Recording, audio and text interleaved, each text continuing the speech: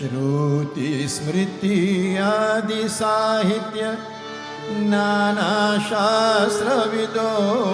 च संगीतं ये न जानन्ति द्विपदाश्च मृगः स्मितः।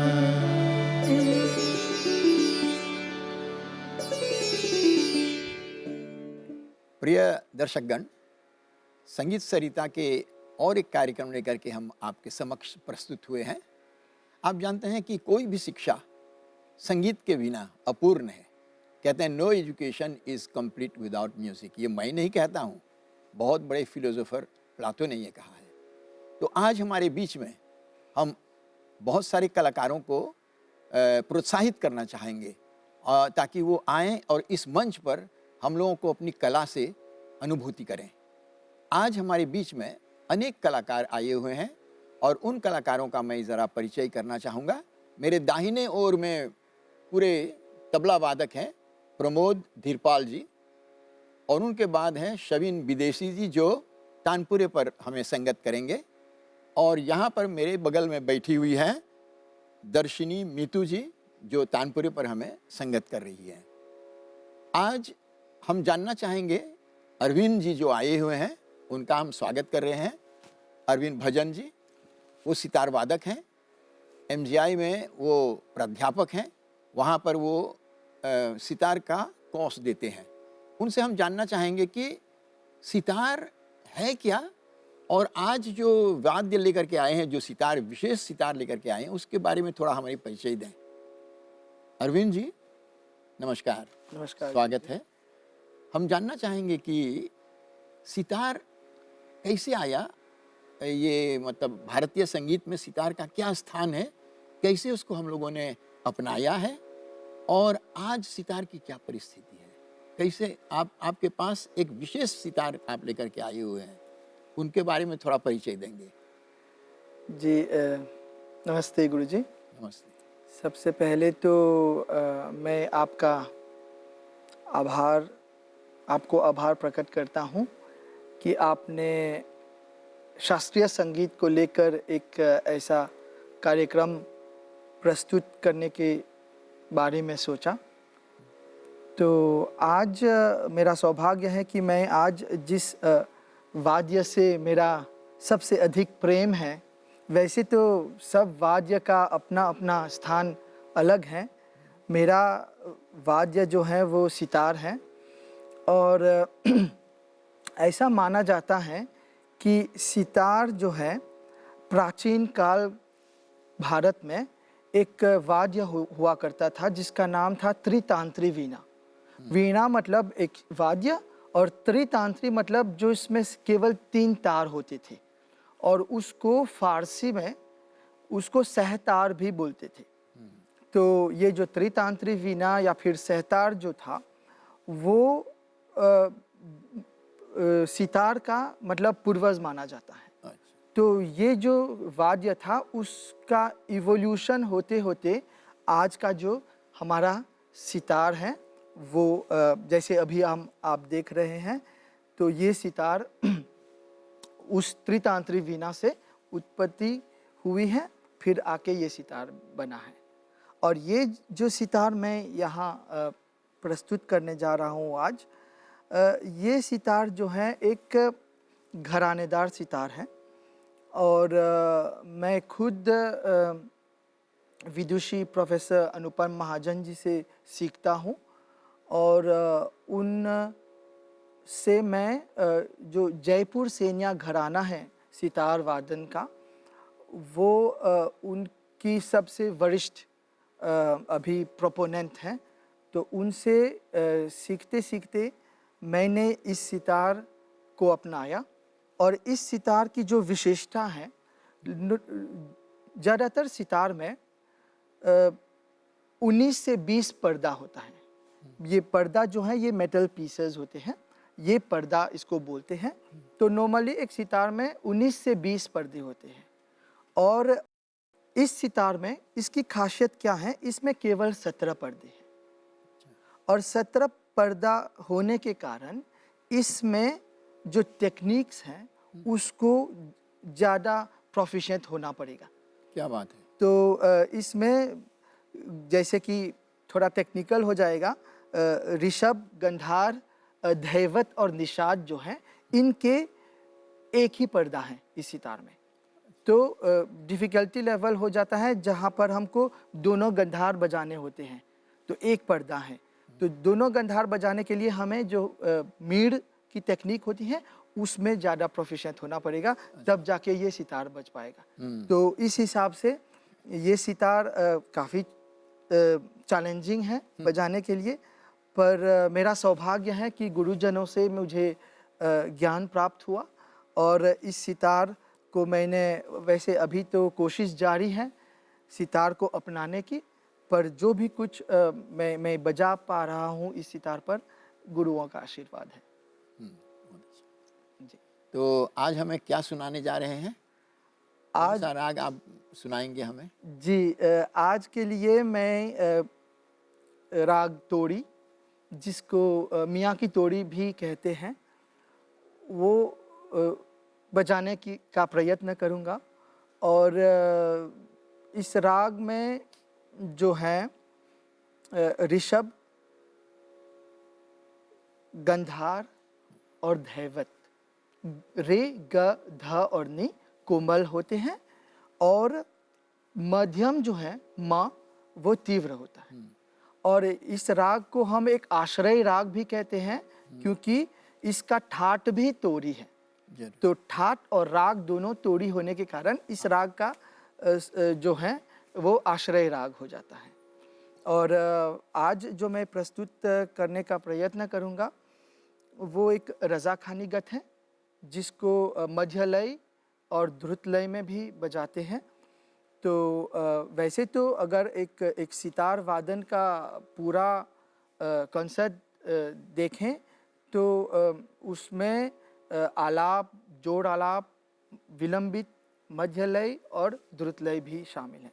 पर आज मैं केवल मध्य और द्रुत लय को प्रस्तुत करूँगा, और उसके बाद अगर हो सके तो एक धुन भी इसी राग में प्रस्तुत करूँगा।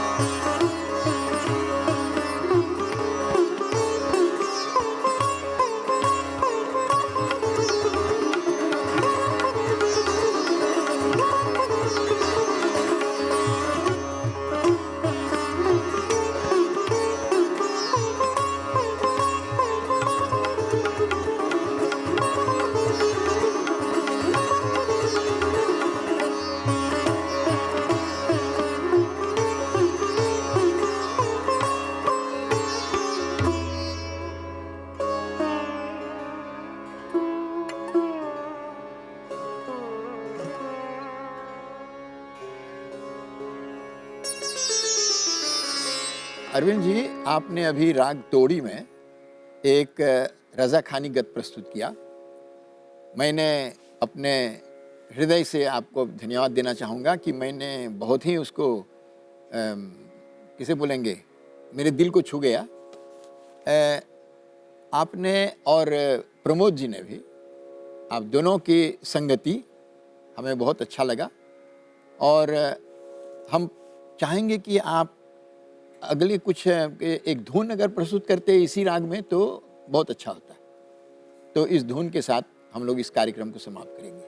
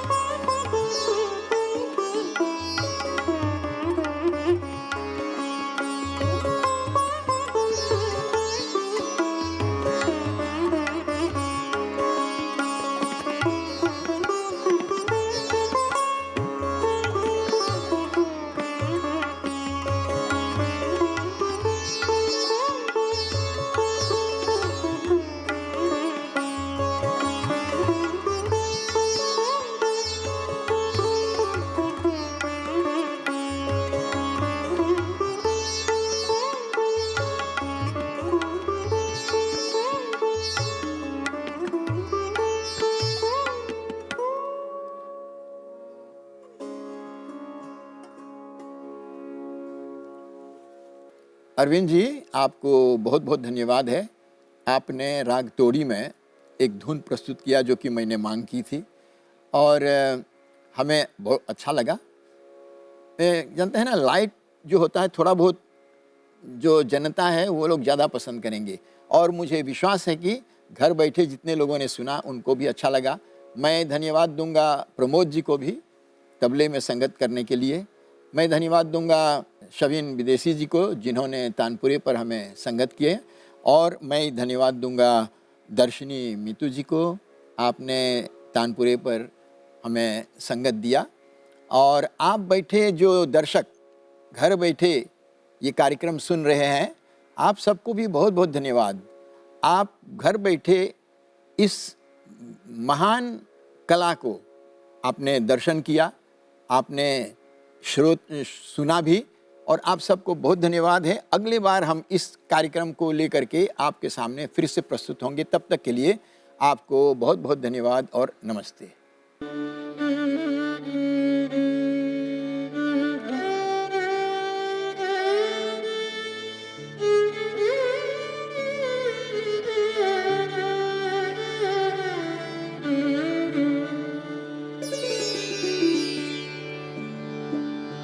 श्रुति स्मृति आदि साहित्य नानाशास्त्रविदोऽपि च संगीतं ये न जानन्ति द्विपदाश्च मृगः स्मिता।